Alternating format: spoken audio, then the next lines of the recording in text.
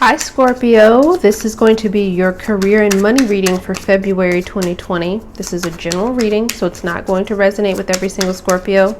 If it does resonate with you, wonderful, but if it does not, please feel free to check your moon or rising sign, and I'll leave a timestamp in the comment section below for when the reading actually begins. So let's get started. Can I please get a clear and concise message for Scorpio, please?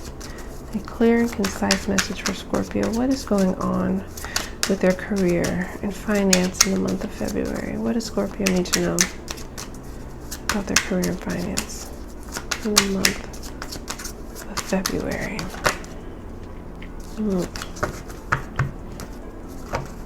What does Scorpio? There may be some major decisions here. What does Scorpio need to know about their career and finance in the month of February? Clear and concise message for Scorpio for their greatest good. What does Scorpio need to know about their career and finance in the month of February? What does Scorpio need to know about their career and finance in the month of February?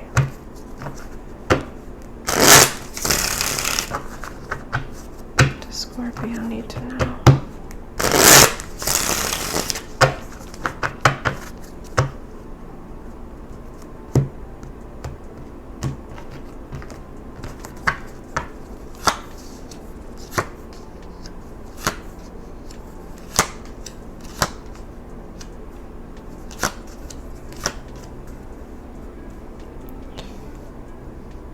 Okay, let's get going. Scorpio, let's talk about your present. Let's start here with the King of Swords. The King of Swords is a very, very decisive card. He's very logical, very rational, can be a little bit blunt, a little curt, not necessarily the most loving communicator, but he's an effective communicator. And I feel like you presently, there's something here that you want to say. There's something that you want to say, or there's an idea that you have that either you want to share or you want to implement that you're keeping under wraps for now, especially with the moon card here as how you view yourself in the situation. The moon card talks about things that are hidden. It talks about deception. It talks about lies. It talks about secrets. It talks about the covert. And I feel like you are, if you're making any moves right now, financially or in your career, you're making them in silence. There's something that you could be working a job right now, but looking for another one. You could be interviewing with other companies right now. You could be starting, a company, a small business on the side, and no one at your job knows. There's something that you're pursuing right now, or you're entertaining the idea of, that no one knows about, and you're keeping it hidden. There's also the potential here that there's something, because the King of Swords is all about truth, right? And you could feel like there's a situation in your career, job, something like that, that is a little bit deceptive, and you don't like that. There's something that you could feel should be shared, or something that you feel like is not being shared, and you don't like that energy. That's a small portion of you that I'm seeing that for, that I'm picking that up on. Now, the action card that it's calling for you is the Magician. If the King of Swords is a thinker, the Magician is a doer. And so it's calling on you now to, if there is something that you're planning covertly that no one knows about, it's telling you to keep doing what you're doing behind the scenes, but you need to put more effort into it. Like, actually make it happen. You got to transform this from a thought, an idea, something that you may have just been talking about, something that you may kind of have been mulling over but not necessarily pursuing. It's kind of a secret idea or a secret desire you have, and it's time to put in action and move it forward. And the Magician, the Magician harnesses all of the suits of the tarot, right? The cups, the pentacles, the swords, the wands, they're all here. He harnesses his ability to communicate, his ability to relate to people emotionally and relationally. He harnesses his resources with pentacles, and he harnesses his ability to take action with wands. And he takes that almost like amalgamated energy and just forces the universe to manifest, right? The Magician, he is the master manifester. And so it feels like the universe is calling on you to transform this from a thought or a word and into something tangible. It's time to step up and do with the Magician as the action card. I feel like what's constant for you is the Queen of Pentacles. There's someone potentially in your life that is a person that is someone who you can seek advice from. The Queen of Pentacles, sometimes you can perceive it as like a mother figure sometimes, but I feel like a wife, a partner, a stable partner. Could be a friend, someone who is, you view this person as very financial. Yeah, I would say you view them as very financially stable and financially competent, right? You feel they're very competent financially, or they're very competent at whatever it is that they do.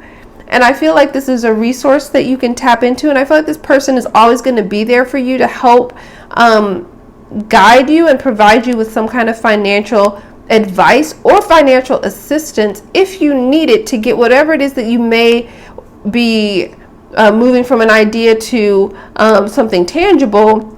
You may need some kind of investment or resources to get it off the ground. And this person could be a Taurus, Virgo, or Capricorn. They will be there. This is your constant, right? This is a constant energy for you. And I feel like you have someone in your life that you can rely on. The Queen of Pentacles is so reliable. And I feel like it's calling on you to lean on them when you need it, right? Lean on them when you need it. When you've put in all the effort you can, you also have another resource here that can help you along the way. And walk kind of alongside you here. So in the change needed card, you've got the death. There's something that's got to end here. Something that's got to end or transform, right? And that's really strong energy to have both of these major arcana here. The death with the Magician, like it's time to change and it's time to do and manifest. And I feel like there's some part, either there's a chapter of your career that needs to come to an end so you can move to something new. You can elevate, move to a different level, or there's something that you're going to have to end to begin something new and transform yourself. Whatever it is that you're keeping to yourself that you're about to manifest, you are going to have to transform some part of you to make it happen.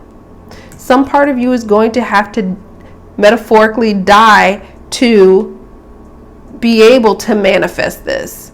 This could mean that you've been secretly building this business on the side and it's been growing and you're seeing where it can go. You need to put in more effort to manifest it. Network with people that you know that are stable, that can guide you in the right direction. But at some point,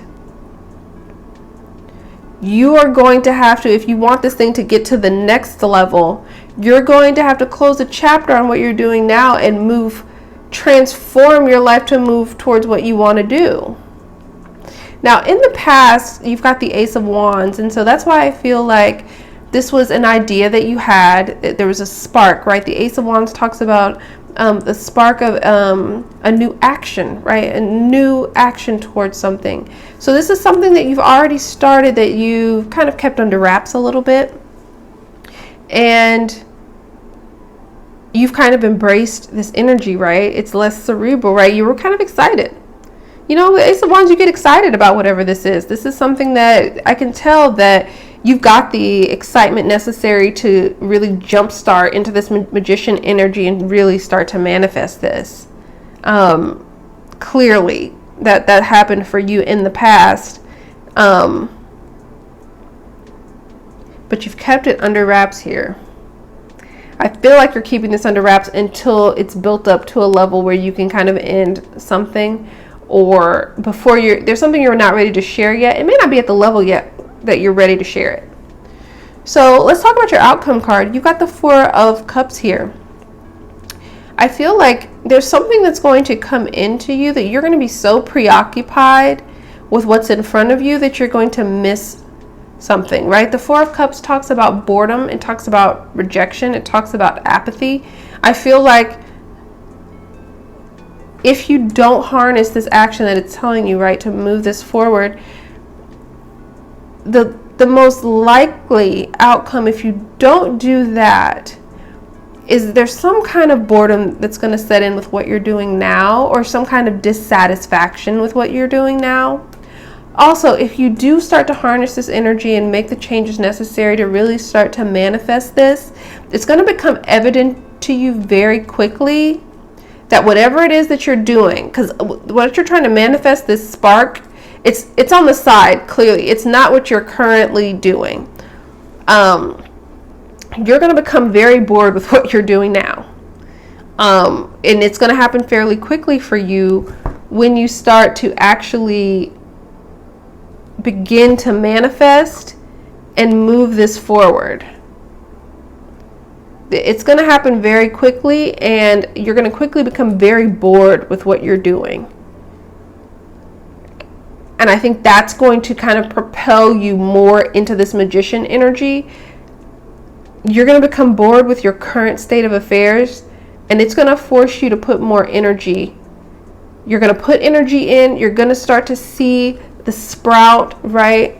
You're going to kind of network with people, and eventually you're going to get into this energy where you're like, I'm dissatisfied with what I'm doing. And it's going to force you back into this cycle of putting in more energy here with this magician card. You're going to start manifesting more and more as this dissatisfaction starts settling in more and more. And this transformation is going to happen for you regardless, whether you embrace it quickly or whether you just kind of allow the process to take its course through February. So I hope that was helpful and provided a little bit of clarity, and I will talk to you soon. Bye.